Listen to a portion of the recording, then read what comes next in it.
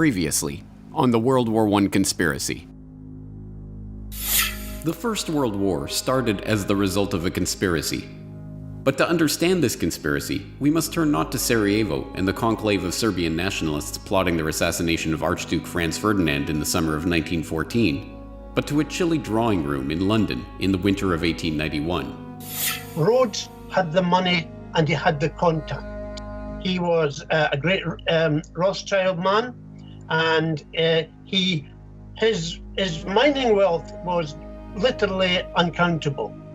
The will contains the goal, and then by the time he dies in 1902, there's funding, there's a plan, there's an agenda, there's working groups. The only thing feasible to carry out this idea is a secret society gradually absorbing the wealth of the world.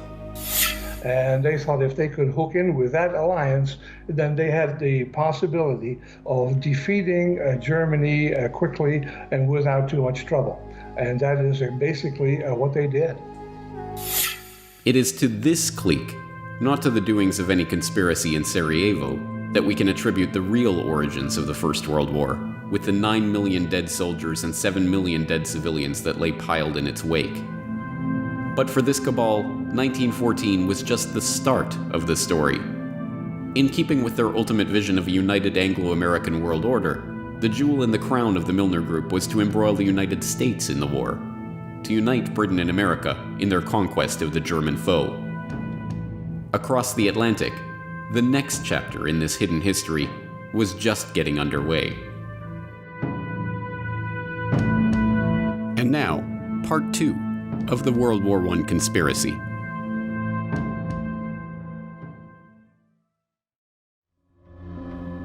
Part 2. The American Front. May 7th, 1915. Colonel Edward Mandell House is on his way to meet with King George V, who ascended to the throne after Edward VII's death in 1910. Accompanying him is Edward Grey, British Foreign Secretary and acolyte of the Milner Group. The two speak of the probability of an ocean liner being sunk, and House informs Grey that, if this were done, a flame of indignation would sweep across America, which would in itself probably carry us into the war. An hour later, at Buckingham Palace, King George V inquires about an even more specific event. We fell to talking, strangely enough, of the probability of Germany sinking a transatlantic liner. He said, suppose they should sink the Lusitania with American passengers on board. And, by a remarkable coincidence, at 2 o'clock that afternoon, just hours after these conversations took place, that is precisely what happened.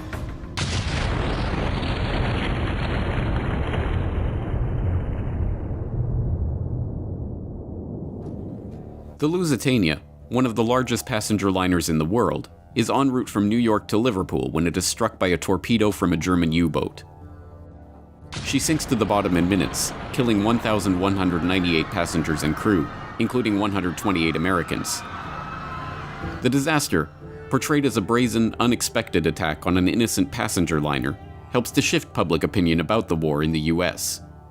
To the average American, the war suddenly doesn't feel like a strictly European concern. Every aspect of the story was, as we now know, a deception.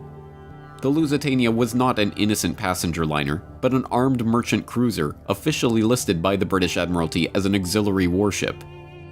It was outfitted with extra armor, designed to carry 12 6-inch guns, and equipped with shell racks for holding ammunition. On its transatlantic voyage, the ship was carrying war material. Specifically, more than 4 million .303 rifle bullets and tons of munitions, including shells, powder, fuses, and gun cotton, in unrefrigerated cargo holds that were dubiously marked cheese, butter, and oysters. This secret manifest was officially denied by the British government for generation after generation, but in 2014, a full 99 years after the event, internal government documents were finally released in which the government admitted the deception. And, most remarkably of all, by Edward Mandell House's own account, both Edward Grey and King George V himself were discussing the sinking of the Lusitania just hours before the event took place. It's a story that provides a window into the secret society's years-long campaign to draw the United States into World War I. But in order to understand this story, we have to meet Edward Mandell House and the other Milner Group co-conspirators in America. Strange as it might seem, there were no shortage of such co-conspirators in the US. Some, like the members of the influential Pilgrim Society, founded in 1902 for the encouragement of Anglo-American good fellowship, shared Rhodes's vision of a united Anglo-American world empire. Others were simply lured by the promise of money. But whatever their motivation, those sympathetic to the cause of the Round Table included some of the wealthiest and most powerful people in the United States at the time.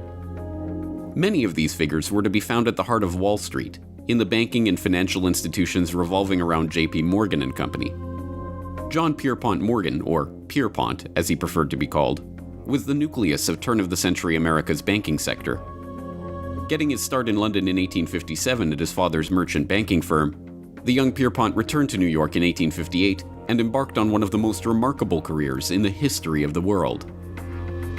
Making his money financing the American robber barons of the late 19th century, from Vanderbilt's railroads to Adolph Simon Ochs's purchase of the New York Times to the buyout of Carnegie Steel, Morgan amassed a financial empire that, by the 1890s, wielded more power than the United States Treasury itself. He teamed up with his close allies, the House of Rothschild, to bail out the US government during a gold shortage in 1895 and ease the Panic of 1907, which he helped to precipitate by locking 120 of the country's most prestigious bankers in his library and forcing them to reach a deal on a $25 million loan to keep the banking system afloat.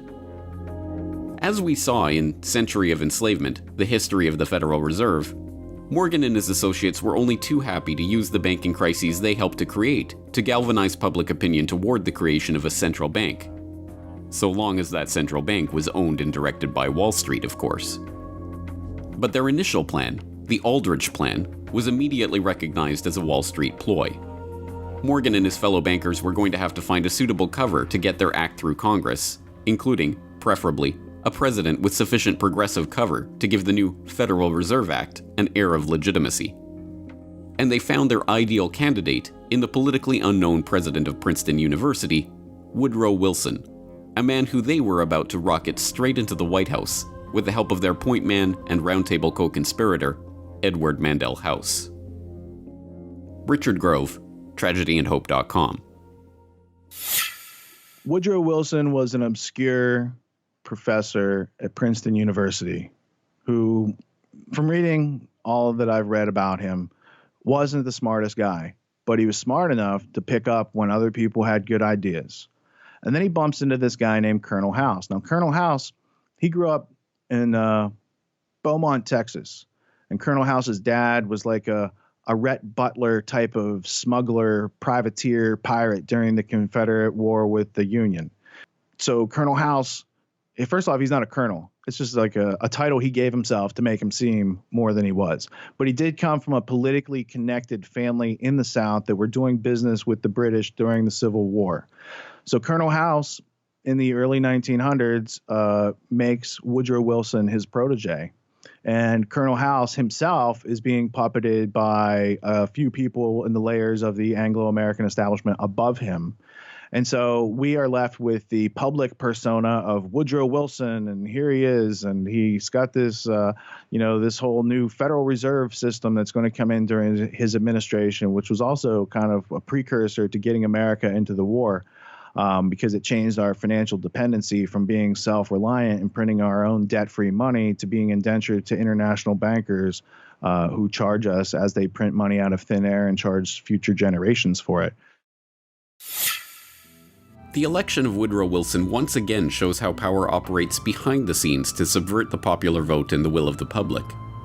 Knowing that the stuffy and politically unknown Wilson would have little chance of being elected over the more popular and affable William Howard Taft, Morgan and his banking allies bankrolled Teddy Roosevelt on a third-party ticket to split the Republican vote. The strategy worked, and the banker's real choice, Woodrow Wilson, came to power with just 42% of the popular vote.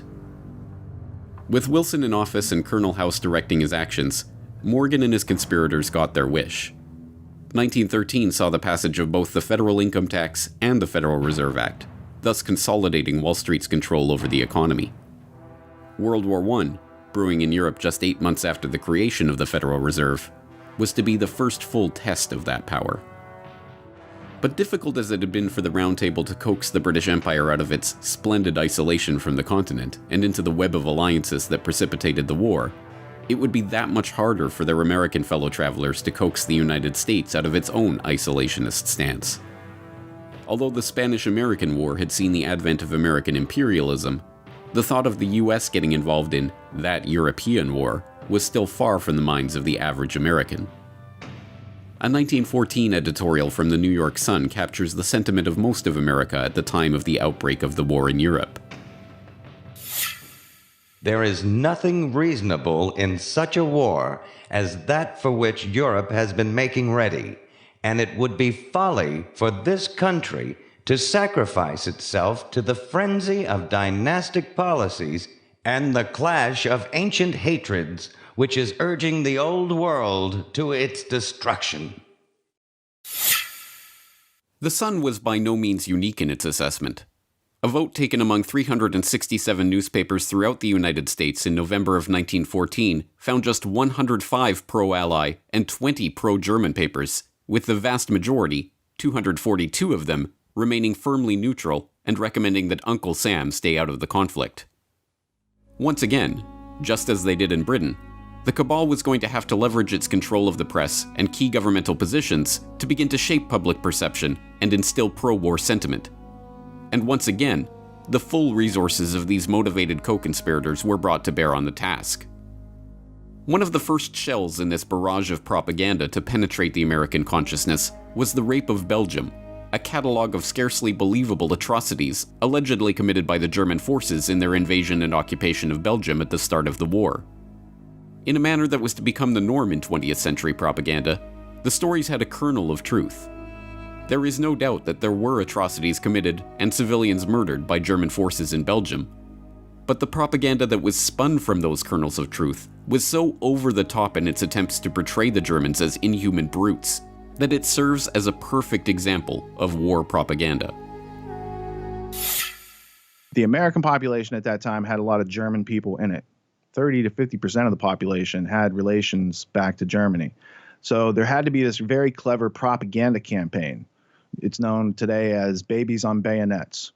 So if you have no interest in World War I, but you think it's interesting to study propaganda so you don't get fooled again, then type it into your favorite search engine, babies on bayonets, World War I. You'll see hundreds of different posters where the Germans are bayoneting babies, and it brings about emotions, and it doesn't give you the details of anything, and emotions drive wars, not facts. Facts are left out and deleted all the time in order to create wars.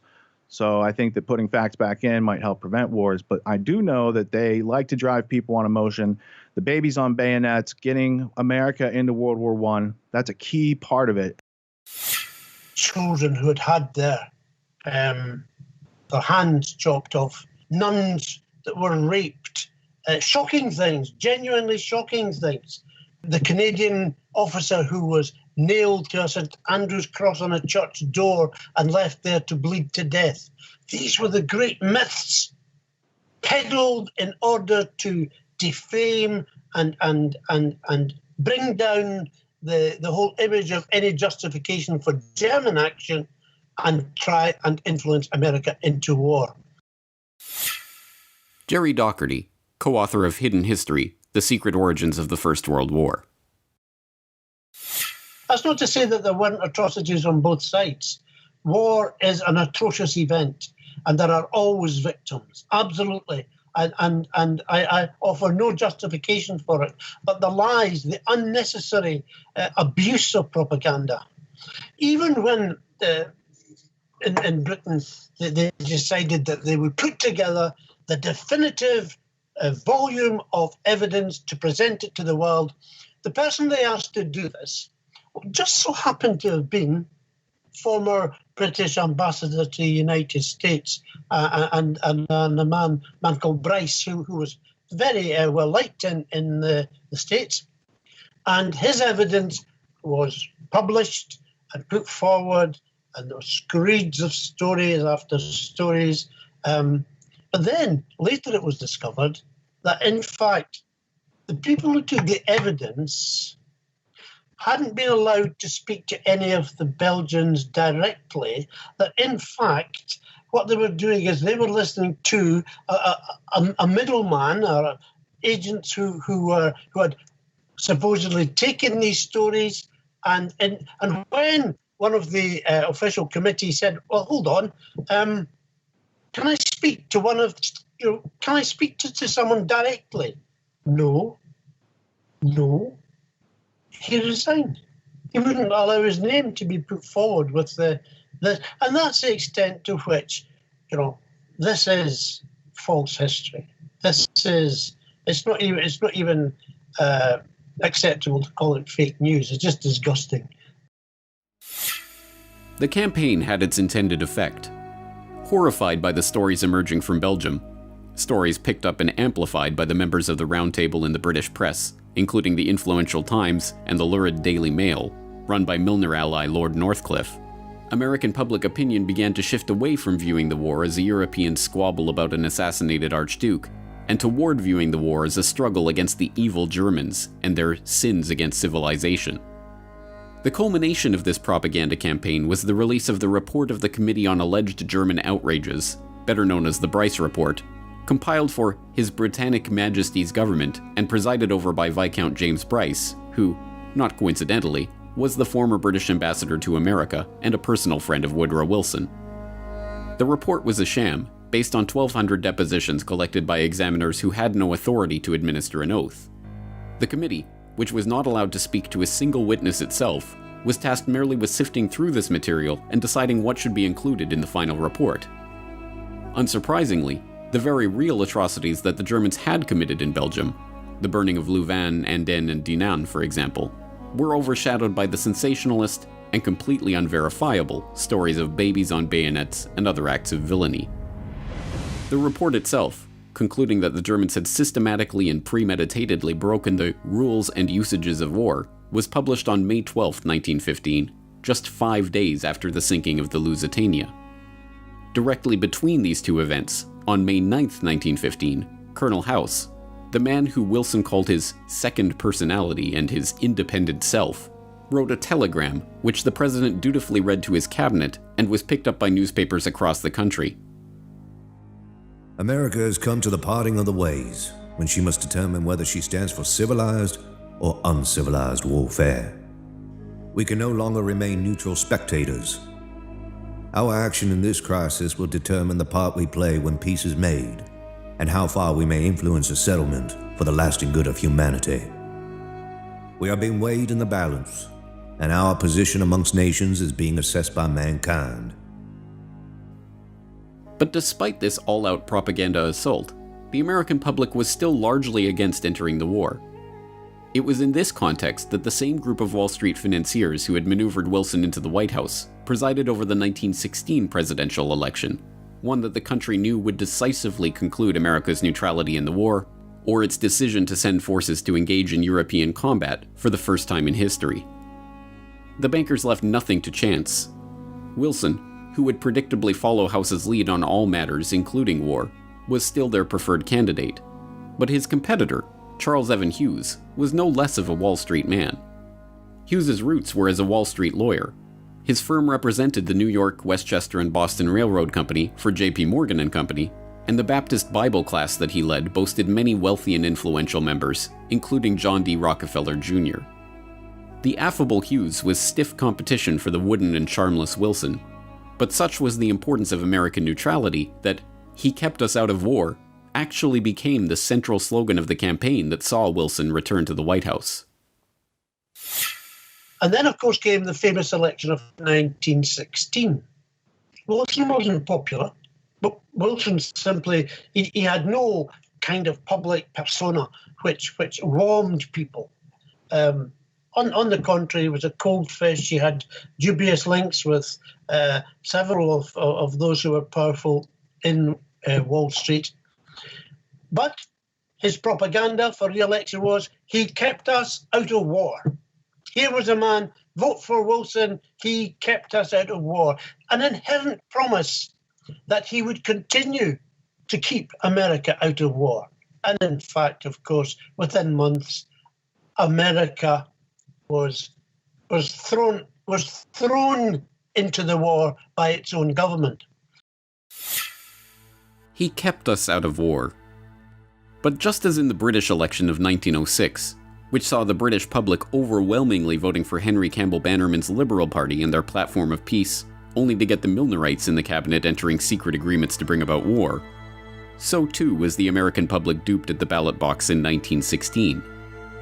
In fact, in the fall of 1915, over 1 year before the election even took place, Wilson's string puller, Edward Mandell House, was engaged in a secret negotiation with Edward Grey, the Milnerite heading Britain's Foreign Office. That negotiation, long hidden from the public, but finally revealed when House's papers were published in 1928, shows the lengths to which Grey and House were willing to go to draw America into the war on the side of the Allies and against the Germans. On October 17, 1915, House drafted a letter to Grey which he called one of the most important letters I ever wrote.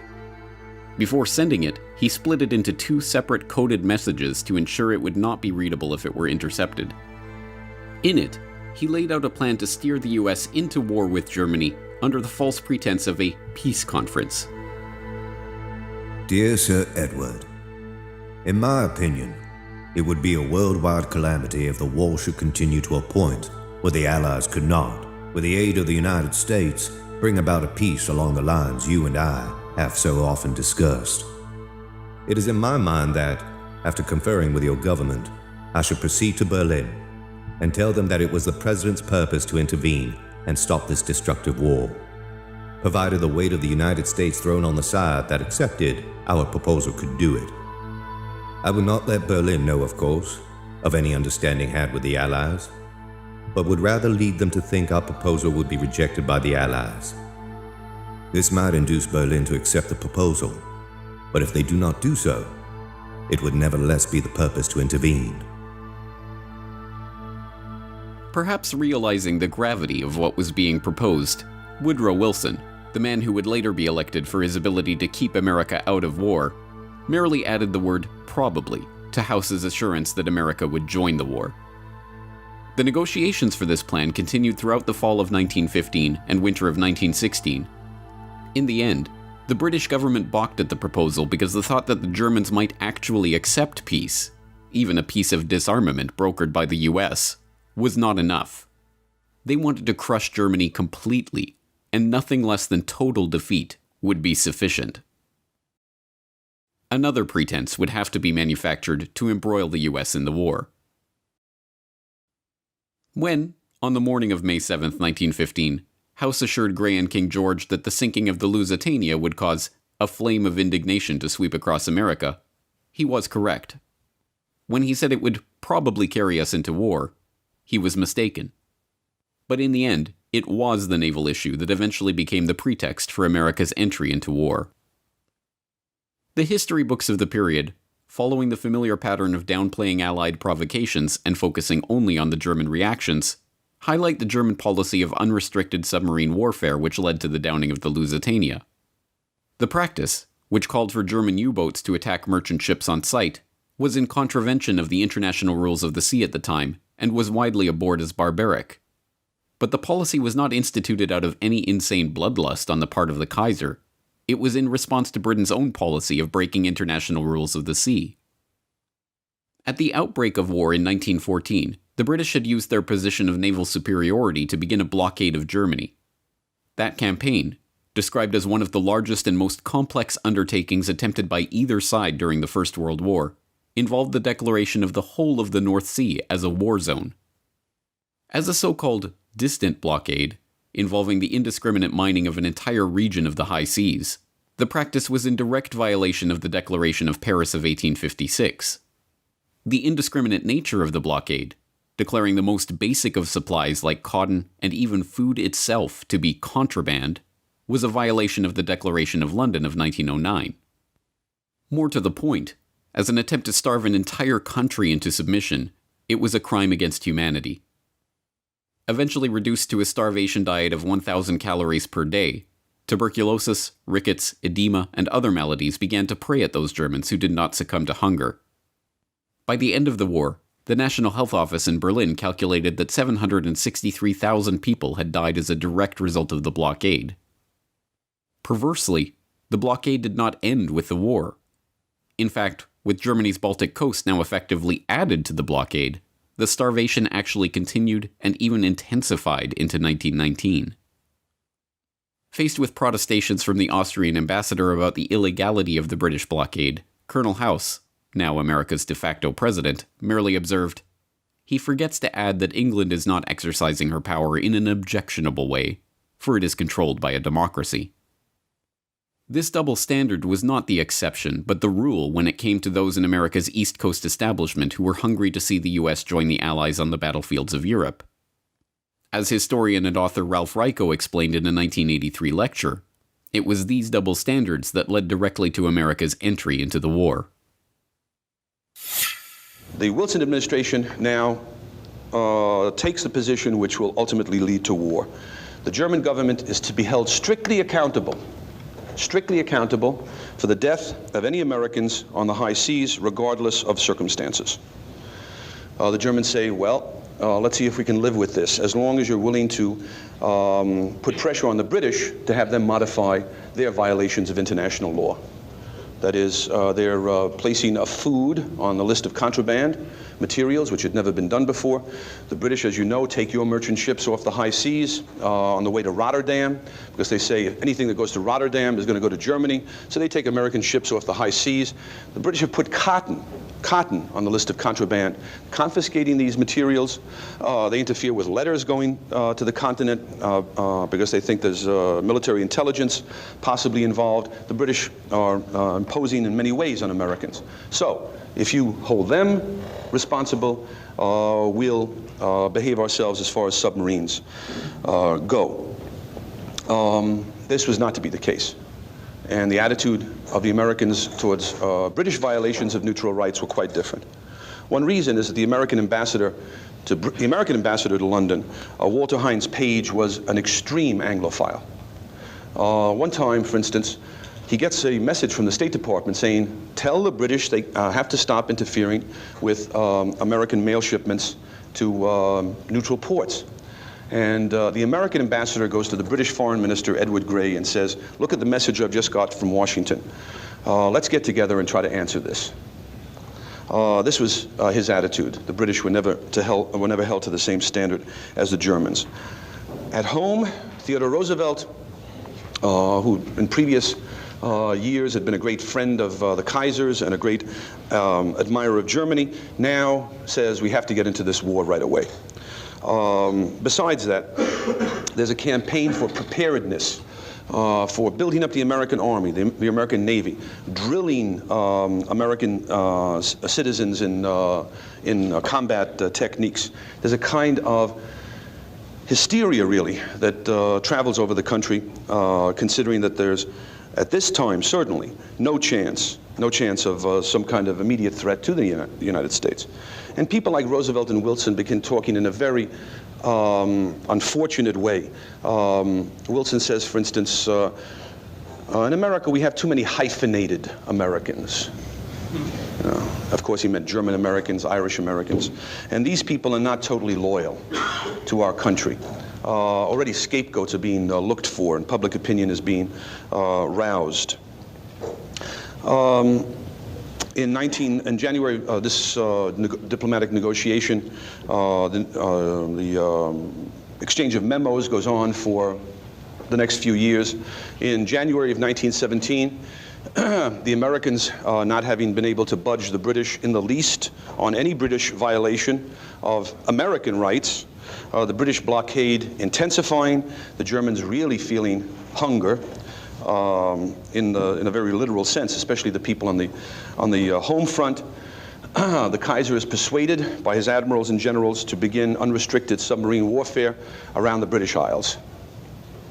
The American position by this time had solidified, had become a totally rigid one, and when all is said and done, when you go through all of the back and forth memoranda and notes and principles established, the United States went to war against Germany in 1917 for the right of Americans to travel in armed, belligerent merchant ships carrying munitions through war zones. Wilson's position was that even in that case, the Germans simply had no right to attack the ship, as long as there are Americans on the ship. Shall I repeat that? Armed, belligerent, that is to say English, armed English merchant ships carrying munitions could not be fired upon by the Germans as long as there were American citizens on board. And it was for the right of Americans to go into the war zone on such vessels that we finally went to war. After months of deliberations, and with the situation on the home front becoming increasingly desperate, the German military commanders decided to resume their unrestricted submarine warfare in 1917. As expected, U.S. merchant ships were sunk, including 4 ships in late March alone. On April 2, 1917, Woodrow Wilson made his historic speech calling for Congress to declare war on Germany and commit U.S. troops to European battlefields for the first time. The speech, made over 100 years ago by and for a world that has long since passed away, still resonates with us today. Embedded within it is the rhetoric of warfare that has been employed by president after president, prime minister after prime minister, in country after country, and war after war, right down to the current day. From it comes many of the phrases that we still recognize today as the language of lofty ideals and noble causes that always accompany the most bloody and ignoble wars. With a profound sense of the solemn and even tragical character of the step I am taking, and of the grave responsibilities which it involves, but in unhesitating obedience to what I deem my constitutional duty, I advise that the Congress declare the recent course of the Imperial German government to be, in fact, nothing less than war against the government and people of the United States. The world must be made safe for democracy. Its peace must be planted upon the tested foundations of political liberty. We have no selfish ends to serve. We desire no conquest, no dominion. We seek no indemnities for ourselves, no material compensation for the sacrifices we shall freely make. We are but one of the champions of the rights of mankind. We shall be satisfied when those rights have been made as secure as the faith and the freedom of nations can make them. 4 days later, on April 6, 1917, the U.S. Congress issued a formal declaration of war against the Imperial German government. Inside the White House, President Woodrow Wilson conferred with advisors, then signed the proclamation of war against Germany. Everywhere there was cheering and waving of flags. Hindsight or cynicism might make us smile at the thought that this war was sometimes called the Great Adventure. Never again would we see our entry into a major conflict excite so many to such heights of elation. Naive? Probably. But here was a generation of young men not yet saturated by the paralyzing variety of self-analysis and the mock sciences. They believed. Over there.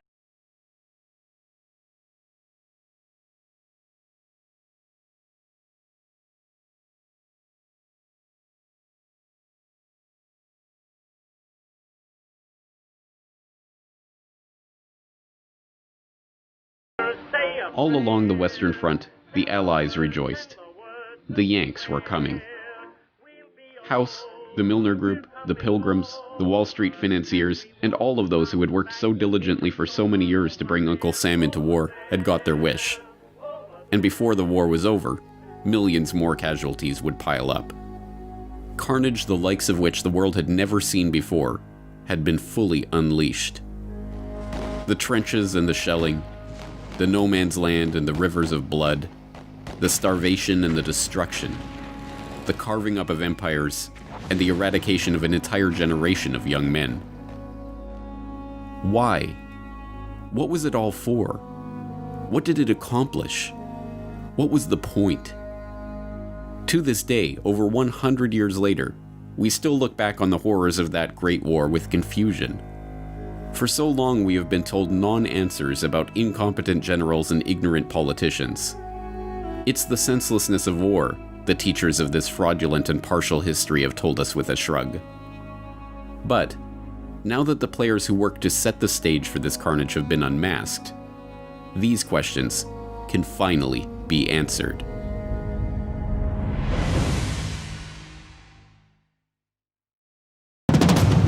Next time on the World War I conspiracy. War is an instrument of massive change. We know that. Through glasses, we can see men maddened, men covered with earth and blood, falling one upon the other. Why is to bring about, I suspect, a plan to control world society in which you and I won't find the freedoms to believe and think and do as we believe. The population of Europe was enormously greater than it had ever been before. And now the time came to slaughter some part of the sheep for the purposes of the ones who were in control.